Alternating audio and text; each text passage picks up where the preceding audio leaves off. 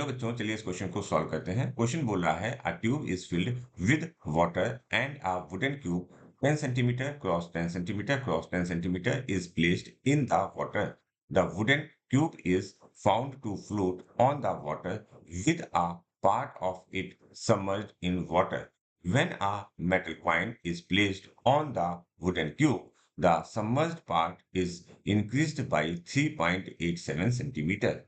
The mass of the metal coin is ग्राम। तो आपको metal coin का जो मास निकालना है वो ग्राम में निकालना है और क्या दिया हुआ है, take water density as 1 gram per centimetre cube and density of wood as 0.4 gram per centimetre cube. Okay, तो सबसे पहले हम एक फिगर ड्रॉ करते हैं और समझने की कोशिश करते हैं कि यहाँ पर सिचुएशन क्या है। देखिए सबसे पहले बोला गया है एक ट्यूब है, वो वाटर से फिल है, तो हमने एक ट्यूब बना ली और उसमें क्यूब डाल दिया है, वुडन क्यूब, जिसका हमको साइज दिया हुआ है 10 centimetre cross 10 centimetre cross 10 centimetre. तो देखिए फिगर मैंने पहले से बना के रखा हुआ है।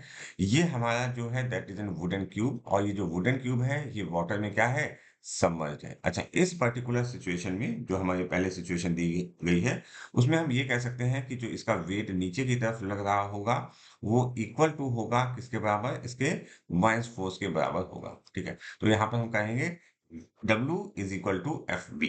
क्लियर हो गई बात। लेकिन अब हमने किया क्या है, इस क्यूब पर हमने एक मेटल कॉइन रख दिया है जिसकी वजह से जो हाइट में इंक्रीज हुआ है, जो सबमर्ज्ड वाली हाइट है वो अब हो गई है 3.87। मींस कुछ ये हाइट होगी, अब ये जो इंक्रीज हुआ है दैट इज 3.87। तो देखिए क्या सिचुएशन हुई, कुछ ऐसी सिचुएशन हुई, ये हमने कॉइन रखा हुआ है m मास का, तो ये जो हाइट है ये इंक्रीज हो गई दैट इज 3.87। अच्छा, अब इस केस में क्या होगा समझने की कोशिश कीजिए। जो इसमें हाइट में इंक्रीज हुआ है, जो नीचे की तरफ गया है, ठीक है, वो क्यों हुआ है, due to this mass of the coin. तो हम इसको कैसे बैलेंस करेंगे इस पर्टिकुलर केस में, हम लिखेंगे वेट ऑफ कॉइन, वेट